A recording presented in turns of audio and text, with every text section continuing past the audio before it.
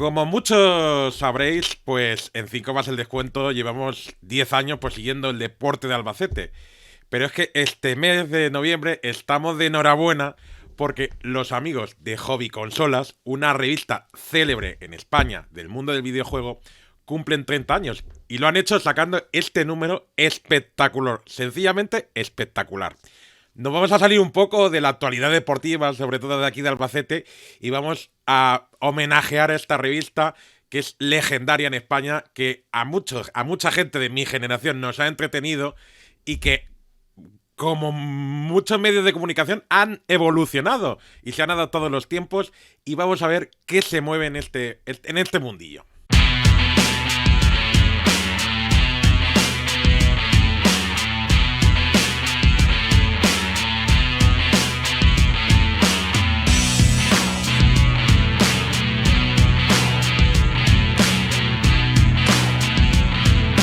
Pues ya lo tenemos por aquí. Muchos lo conoceréis porque también sale por esto del YouTube. David Martínez, redactor jefe de Hobby Consolas. ¿Qué tal? Muy ¿Qué buenas. tal? Hola a todos y es un placer estar aquí y pues quitaros un poquito de deporte albaceteño para hablar de nuestra historia y hablar de juegos. No sé si has venido mucho tú por Albacete. Ya que Pues sí, porque mi madre se crió en Albacete anda. y porque además los que me conozcan más seguro que lo saben, soy muy fan de la cuchillería en general, así que he estado allí en el Museo de la Cuchillería y bueno, pues por supuesto visitando tiendas y talleres. Pero sí, sí lo conozco. Bueno, ha llamado mucho la atención esta portada, David, ¿eh? No sé tú, pero a los lectores y a los que ahora seguimos más la revista digital, los contenidos digitales, esta revista ha llamado mucho la atención y ha sido un motivo por el cual muchos nos hemos ido al kiosco a comprarlos, ¿eh? No sé si a vosotros también esto os ha llegado al corazón. A ver, era una portada legendaria y era muy difícil elegir qué juego poner en una revista de 30 aniversario. Sí, Entonces, bueno, pues Bart Simpson se convirtió en un símbolo porque es una primera portada que tiene su historia. Al principio, bueno, decirle a quien no nos esté entendiendo que es que fue la misma portada que tuvo el número uno de la claro, claro. revista. Al principio esa portada iba a estar dedicada a Sonic, pero resulta que Herbe, la compañía que distribuía Game Boy en España, pues dio a Hobby Consolas la oportunidad de sortear 1000 Game Boys. Eh, no sé si a día de hoy tenemos una idea del enorme sorteo Claro, que era claro. sortear 1000 consolas. De manera que tener un sorteo tan grande y haberle dado la portada del número uno al principal juego de la competencia quedaba un poco feo. Sí, sí, sí. Así que finalmente se decidió dar la portada a Bart Simpson porque había dos juegos de los Simpson, uno para Game Boy y uno para Nintendo NES. Y, y aquella portada, pues como te digo, se convirtió en un símbolo, pasó a la historia, tuvo su propio spot de televisión, cuando hoy en día ya es muy raro ver anuncios de revistas en la tele, pero en aquel entonces sí. Y, y me parece que es la mejor celebración posible para estos 30 años. La verdad que el estratega en Herbe que decidió donar 1000 Game Boys a la revista, hay que ponerle un monumento, ¿eh? Porque como estrategia comercial es muy buena, ¿eh? Bueno, hay una historia detrás de todo eso. Tened en cuenta que en aquel momento Nintendo todavía no estaba en España, entonces sus consolas estaban distribuidas por compañías diferentes. Por un lado estaba Spaco, que tenía la NES de 8 bits, la Nintendo normal, por decirlo así, y por otro lado Herbe tenía la Game Boy. Y Herbe quería competir para distribuir Super Nintendo, que llegaría unos meses después a España. Hmm, La manera de conseguirlo pues era triunfar con Game Boy y este concurso desde luego pues ayudó. hmm. Bueno, ¿y cómo ha cambiado la revista en estos 30 años? Porque claro, eh, no tiene nada que ver, me imagino yo, ¿no? Bueno, ha cambiado en todos los aspectos. En primer lugar, por cómo se hace. Antes, prácticamente, cuando yo entré, era como si un grupo de amigos estuviera haciendo una revista. Era, en cierto modo, un desastre. Siempre íbamos ajustados con las fechas, nunca quedaba claro cuánto contenido iba a entrar, Un cuánto se iba a quedar fuera. Un desastre organizado, ¿no? Vamos a dejarlo así, ¿no? Eso es. Pero después la revista, bueno, como sabéis, al principio formaba parte de Hobby Press, después la compró un grupo alemán, Axel Springer, que son los actuales propietarios, y se profesionalizó mucho más. Tuvimos un manual de estilo, unas fechas mucho más ajustadas, el planillo, que son todos los contenidos que va a llevar cada mes, se seguía a rajatabla, etcétera, etcétera. Eso por una parte. Por parte del contenido también había que tener en cuenta que cuando se lanzó se pensaba en una audiencia más joven y poco a poco hemos ido teniendo una audiencia más adulta que ha crecido con nosotros. Quiero pensar que los lectores del número 1 son ahora 30 años mayores y que demandan otra manera de escribir y artículos también sobre retro, etcétera, etcétera. Eso te iba a preguntar ahora más adelante. ¿Ha cambiado el perfil del lector? ¿Es más exigente ahora que entonces? Yo creo que es más exigente, que sabe más de videojuegos. Hay muchos más juegos en los que elegir y hay muchos más canales de información. Antes el fanático de los videojuegos tenía un par de revistas, principalmente eran hobby consolas y superjuegos, y un montón de publicaciones más que salieron tipo OK Consolas, Games/Consolas, que fue otra revista que tuvo una serie de números, etcétera, etcétera. Pero saliéndote de aquellas publicaciones que eran bastante parecidas entre sí, no había nada. Hoy en día un fanático, un amante de los videojuegos, tiene la posibilidad de ver una página web de un medio, vamos a decir, de periodismo tradicional, tiene la posibilidad de seguir a un influencer a través de redes sociales o a través de YouTube e informarse de otra manera. Puede ver directamente las presentaciones de las compañías, como el Nintendo Direct o el PlayStation State of Play, el Showcase de Microsoft. De manera que hay muchísima más información, incluso los videojuegos han llegado a los medios generalistas. Claro, y la industria, me imagino, la industria del videojuego también habrá cambiado, porque ahora mueve muchísimo dinero y yo creo que se parece más a la industria cinematográfica que a un grupo de frikis que se dedican a hacer un producto muy minoritario, ¿no? Bueno, por supuesto, es la industria de entretenimiento que más dinero genera en el mundo. Así que está por encima del cine, por encima de la música, ya nos habló de la edición de libros. Además de todo esto, claro, ahora las empresas vigilan mucho sus IP, sus propiedades intelectuales. Un personaje que triunfa en un videojuego tiene tanto valor como un personaje de Disney o, en fin, ¿qué os voy a decir? Seguramente tiene más valor Pikachu, el personaje y la marca, de lo que tienen futbolistas, estrellas de rock o personajes Disney. Bueno, y tú que eres un personaje de la revista en sí mismo, que lleva ya muchos años, ¿cómo llegó David Martínez a Hobby Consolas? Cuéntanos un poco de anécdota.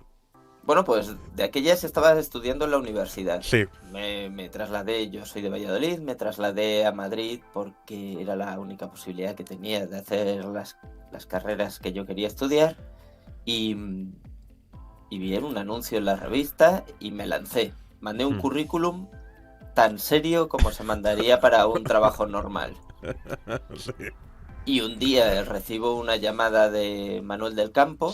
Yo estaba en un colegio mayor, en una residencia de estudiantes, y recibo la llamada de Manuel del Campo y me puse súper nervioso. Me dijeron, pasa a la cabina, porque de aquellas no había móviles, pasa a la cabina que te llaman y no sé qué. Bueno, me metí tan rápido que me clavé el picaporte de la puerta en la mano.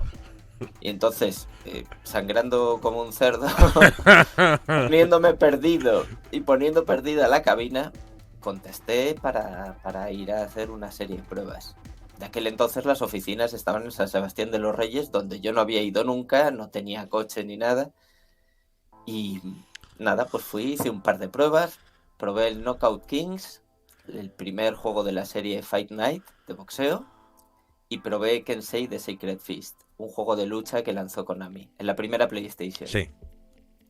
Y bueno, pues me salieron bien, me cogieron. Al principio estuve trabajando a media jornada, poco a poco fui ganando responsabilidad porque entusiasmo siempre he tenido, siempre quise trabajar en hobby, fue algo vocacional. Y al final me quedé allí. Y claro, vosotros al fin y al cabo tenéis una profesión que muchos envidian, que es jugar a los videojuegos hasta aburrir. Incluso a lo mejor tú me podrás decir, no, es que esto incluso puede hasta llegar a estresar, ¿no? A ver, es muy complicado explicarle a la gente que una vez que se convierte en tu trabajo, ya no es tan divertido como un hobby. Es un Claro. trabajo muy divertido, creo que es el mejor trabajo del mundo. Por otra parte, pues tiene sus contras. Puedes pasarte fines de semana enteros jugando un juego porque hay que publicarlo en una fecha determinada y prácticamente se da por supuesto, y si el juego tiene 40 horas, pues a lo mejor tu fin de semana es eso, recibir el juego el viernes por la tarde y no salir por ahí, no estar con la familia y nada, porque tienes que jugar, sacar las pantallas y escribir para que luego el juego salga publicado el martes siguiente, por ejemplo. También es común que recibamos ataques por redes sociales de fans de una u otra marca que no están de acuerdo con lo que tú escribes, y bueno, pues es una cosa que va con el cargo, y que luego hay que tener en cuenta que no todos los juegos son del gusto de cada uno. Yo tengo mucha suerte y muchos de los juegos que me tocan me encantan. Y son juegos que me compraría si fuese un usuario normal.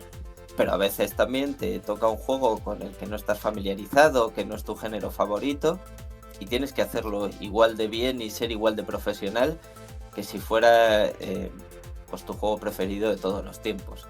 Así que pues se hace de tripas corazón y te implicas y aprendes todo lo que haya que aprender, y lo mismo en su momento te vuelves un experto en la guerra en un periodo histórico determinado porque lo necesitas para hacer ese juego, que en tuning de coches. Y entonces te tienes que aprender las marcas y el óxido nitroso y los tipos de volante, cuando a lo mejor no es un tema que inicialmente a ti te gustase mucho. Sí. Y ahora, sobre todo, vivís muy pegados a internet, con contenido en YouTube. Ahora te preguntaré por tu amigo Daniel Quesada, que la verdad que es un comunicador excepcional, para mí me lo parece. Y luego esta moda de los retro, que nos hemos vuelto locos, una burbuja de precios, de coleccionistas, de gente que quiere tener videojuegos nuevos a estrenar, que esto se está volviendo una locura, ¿no? Pues la verdad es que el coleccionismo es algo apasionante, es otra, vamos a decir, otra afición dentro de los videojuegos. Yo comencé a coleccionar hardware hace mucho, pues cuando entré en la revista, y en aquel entonces tuve ocasión de comprar muchas consolas antiguas muy baratas. Ahora, como dices, hay una burbuja de precios, hay una fiebre por los retro, que no solo afecta a las consolas. El que quiere comprar un álbum de cromos de 1980 se encuentra con lo mismo, con precios disparados que yo creo que no responden al mercado. Y la verdad es que se ha vuelto un poco complicado. A mí a veces me hace llevarme las manos a la cabeza ver los precios que alcanzan determinados juegos de segunda mano, porque no creo que lo valgan de verdad. Pero este es un mercado que se rige por la oferta y la demanda. Y respecto a Dani Quesada y a los vídeos retro que hace los sábados con el tío Bruno, Bruno Sol, pues qué decir, que son muy divertidos, que lo paso tan bien como vosotros cuando los veo, y que bueno, pues es otra manera de hacer contenido, porque también hacemos un contenido específico para YouTube que se consume más en vídeo, que a lo mejor es más desenfadado. Una persona puede querer ver un análisis serio y pormenorizado de un videojuego, pero a veces también lo que te apetece pues es ver a dos amigos charlando de juegos antiguos. Bueno, vamos a hablar un poco de los juegos deportivos, porque al final estamos aquí en un medio deportivo. ¿Por qué gustan tanto este tipo de este género? Bueno, pues primero porque el deporte es competición. Sí. Y sobre todo porque uno no puede competir a alto nivel en la vida real. Claro. Pero sí puede competir a alto nivel en una consola. Sí. Y luego el juego deportivo, que tradicionalmente es multijugador, pues resulta muy muy divertido cuando tienes a alguien al lado contra el que echas un partido de fútbol, de baloncesto, Sí. o de cualquier cosa, porque como estos son videojuegos, pues también hemos tenido versiones futuristas como Speedball, que era una especie de balonmano, o jugábamos a NBA Jam, en la que pues era una versión del baloncesto en la que podías hacer mates y lanzar balones ardiendo, o jugar a Windjammers, que es un deporte Sí, inventado en que se lanza el de los discos, ¿no? Sí, el de los flippers. Sí. De modo que bueno, pues el videojuego te permite jugar sin la exigencia física a sentado en el sofá. altísimo nivel, eso es, sentado en el sofá, pero sobre todo divertirte con tu amigo al lado, casi como si estuvieras echando un partido de verdad. Para que veas que me he empollado la revista, Raúl abrió la portada en el número de noviembre del 97, estoy leyendo aquí la chuleta, y fue el primer deportista. Y es que me imagino que ese año saldría el FIFA 98, que para mucha de mi generación fue un videojuego revolucionario. A ver, recordad que FIFA 98, que se llamaba Road to World Cup, sí, el camino a la Copa del Mundial. Mundo, al Mundial, fue revolucionario en muchos aspectos. Era un FIFA, bueno, lo primero es que ya contaba con un narrador en castellano y comentarista que era espectacular, incluía fútbol sala, que luego en otros FIFAs no ha habido. Además de todo esto, tenía una simulación bastante notable, que advierto que yo era más de Pro Evolution Soccer de aquellas, pero bueno. Son cosas que se confesan luego después. Daba la sensación de estar viendo un partido de fútbol por la tele. Estaba cargadísimo de opciones, tenía aquella intro famosa con Blur. la canción de Blur, efectivamente. Tenía los estadios reales con su propia intro en que se veían las ciudades. Tenía unas cosas que no estábamos acostumbrados a ver y que daban la sensación de estar viendo fútbol real. Y bueno, pues las estrellas del fútbol se convirtieron también en estrellas del fútbol de consola o de videojuego, y cada año además se escogía un jugador que protagonizaba una portada y demás. Años después, yo recuerdo ir al Amsterdam Arena, ¿Sí? y estar allí con Mendieta, con Ruud Gullit, Sí. No sé, bueno, pues con un jugador por cada país de los que protagonizaba su portada. Sí. Viajó conmigo Maldini, José Antonio Maldonado, el comentarista deportivo, sí. Y estuvimos allí viendo cómo se hacía el FIFA, cómo se capturaban, bueno, peloteando con los jugadores de verdad. y cada vez más, si querías hacer un juego realista, tenías que contar con los deportistas de verdad. Claro, y me imagino que pagarles, lógicamente.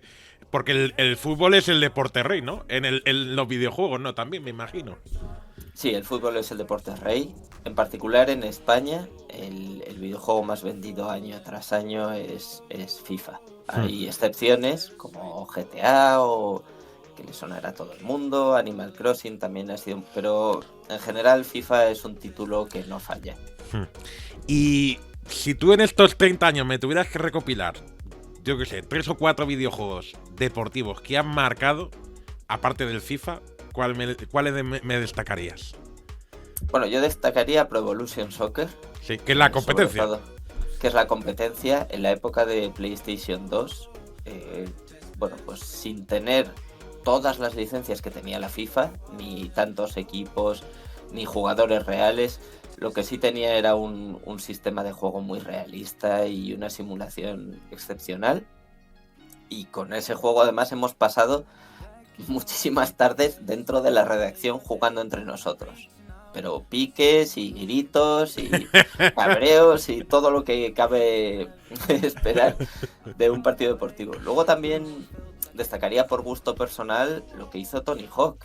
Eran juegos de skate, de monopatín, que eran títulos deportivos. Era difícil pensar cómo adaptar el skateboarding a una consola, y sin embargo, pues lo que hizo fue un sistema de juego divertidísimo, a lo mejor no tan real, porque podías hacer un montón de piruetas y acrobacias, pero aquello fue una locura. Y por supuesto en el baloncesto destaco NBA 2K, que es una saga, digamos que lo que FIFA es al fútbol, NBA 2K es al baloncesto, y es hiperrealista. También tienes la sensación de estar viendo un partido de verdad por televisión, y cada vez cuenta con un modo carrera más profundo, con más posibilidades de desbloqueos y demás.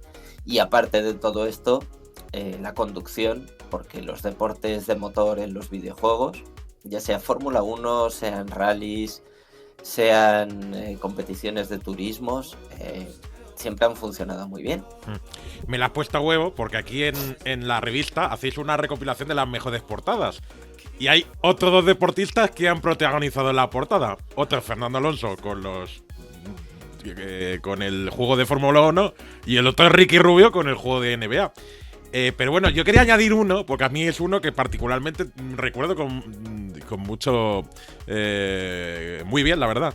Que es el Virtua Tennis, porque era muy real para la Dreamcast, ¿no? No sé si lo metes en esta categoría. Virtua Tennis fue otro de esos juegos con los que nos volvimos locos en la redacción y no parábamos de jugar. A lo mejor no era tan real, era un poco más arcade, porque, bueno, pues los jugadores en las primeras entregas no se cansaban tanto, era fácil devolverla. Se tiraban al suelo. Sí, pero hay juegos de tenis que son muy exigentes con cuándo pulsas y cuándo devuelven la pelota, o hacen un drive, o la liftan, o, en fin, un globo, lo que sea. En el caso de Virtua Tennis era mucho más sencillo ejecutar todo, no era tan exigente, pero era divertidísimo. Sí. Y jugando en multijugador, ya fuera uno contra otro o en partidos de dobles, 2 contra 2, aquello era una auténtica locura. Sobre todo Virtua Tennis 1 y 2.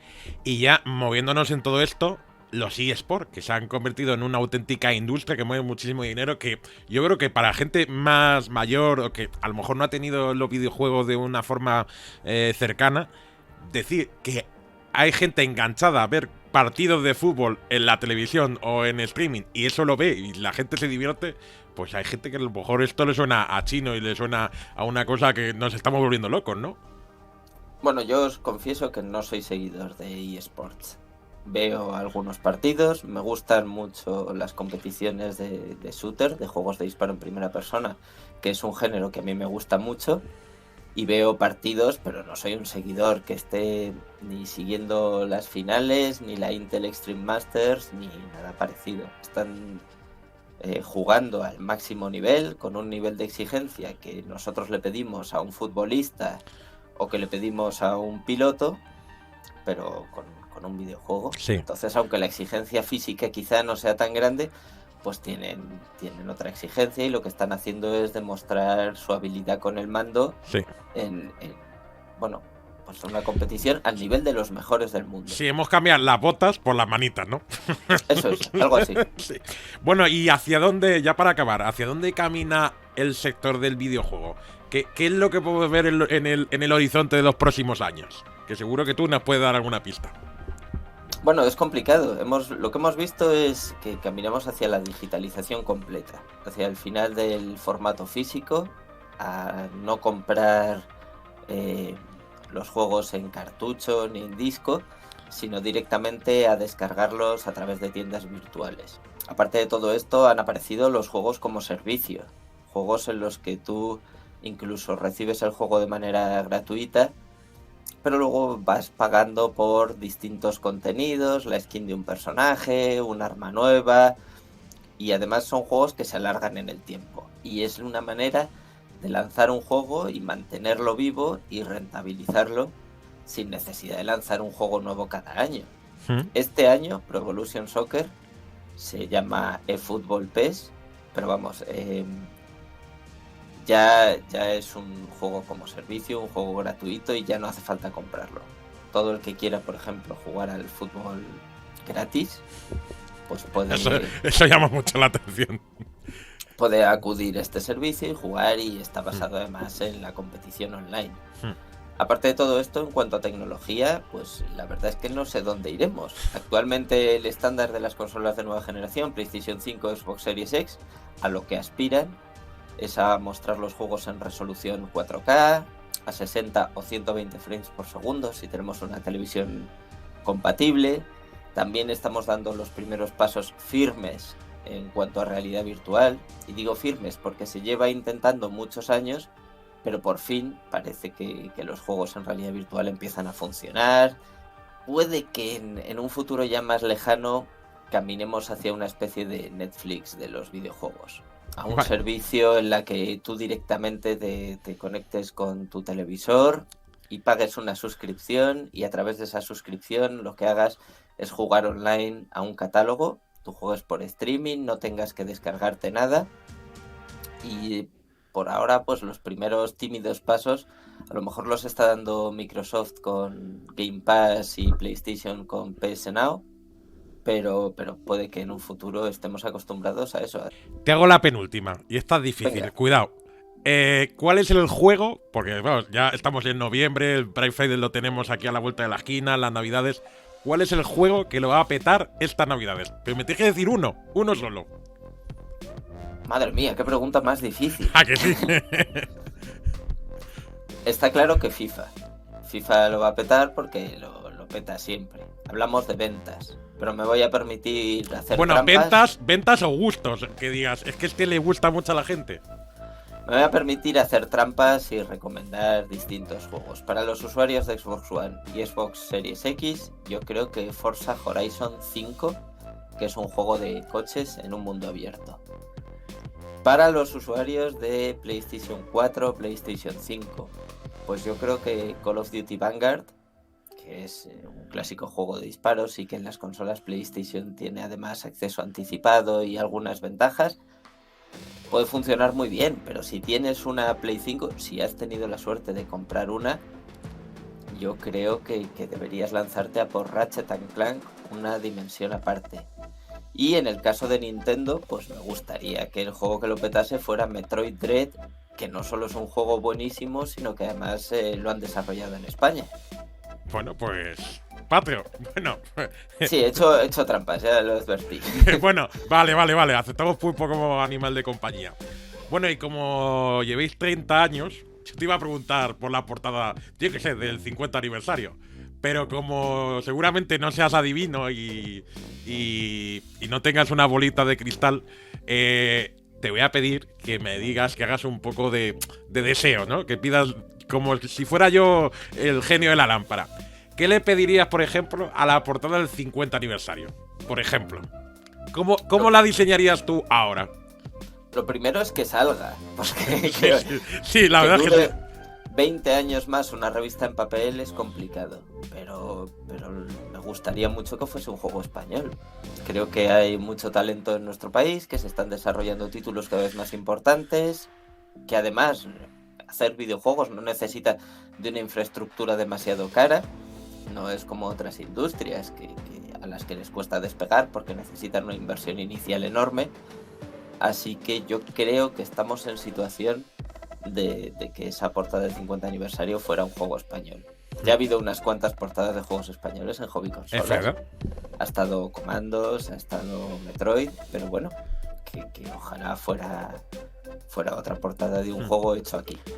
Permíteme ya una última licencia, porque me la has dicho en esta última respuesta y yo te quería preguntar. No lo tenía apuntado, pero ahora me ha soltado como la bombillita. Bueno, con el tema este del bono cultural se ha un poco estigmatizado al mundo del videojuego y no sé si esto a la industria, a vosotros, os ha molestado en ciertos sectores de la política. Pues personalmente no. Creo que, y esta es una opinión muy personal que no refleja a Hobby Consolas, solo a David Martínez, porque Hobby Consolas nunca se pronuncia sobre política. Pero en mi opinión personal, creo que cada vez más la clase política está desvinculada del pueblo, de los que les votamos. Sí. Cada vez más se utilizan asuntos de debate para lanzarse unos contra otros, donde no se conoce el tema del que se habla. Me da igual que se trate de deporte, que se trate de videojuegos, del bono cultural o de la pandemia. Al final lo que tenemos son distintos grupos arrojándose argumentos unos contra otros sin demostrar ningún conocimiento de lo que hay detrás. Y el videojuego pues es una industria cultural, me parece muy lógico que entre dentro de un bono si se da un bono para consumir productos culturales. Ahora bien, no entiendo que se quiera limitar. Es decir, te permiten con un bono cultural comprar cualquier libro, pero quieren establecer límites al tipo de videojuegos que puedes comprar con el bono. Pues me parecen medidas vamos a decir, demagógicas, tratando de salir en los titulares y de utilizarlo como arma arrojadiza contra el partido, bien la oposición, bien el partido que esté en el gobierno, contra el partido que se tiene enfrente. Y al final, pues eso, lo que demuestran es que están muy desconectados y que no conocen ni la industria, ni lo que se hace en España, ni lo que se consume, ni qué papel juega en nuestro país en cuanto a videojuegos, ya que somos pequeños en producción, pero muy grandes en consumo. Estamos detrás de Inglaterra, Alemania, Francia. Seríamos el cuarto país en Europa en cuanto a consumo de videojuegos. Un país importante, relevante para las compañías. Entonces, en fin, pues normalmente cada vez que salen los videojuegos en política lo lamento. Bueno, es que, claro, te lo que tenía que preguntar porque ha estado de actualidad. Pues David, muchas gracias. Yo personalmente me ha encantado el número. Me ha encantado el póster que viene dentro de la revista. No vamos a decir nada para que aquí la gente de Albacete vaya al kiosco y la compre. Daros la enhorabuena. Este es un pequeño homenaje que aquí en 5 más el descuento os hemos querido hacer. Y que te vuelva a llamar en el 50 aniversario. No sé si... Ojalá que sí. Y yo estaré encantado de contestar. Sí. Y que a la gente que está viendo esta entrevista, ya sabes, pues lo típico, que nos dé un buen like, que se suscriba al canal de 5 más el descuento y que activen la campanita para recibir notificaciones de nuestros vídeos. Por favor. Pues lo dicho, muchas gracias, David. Muchas gracias a vosotros, hasta pronto.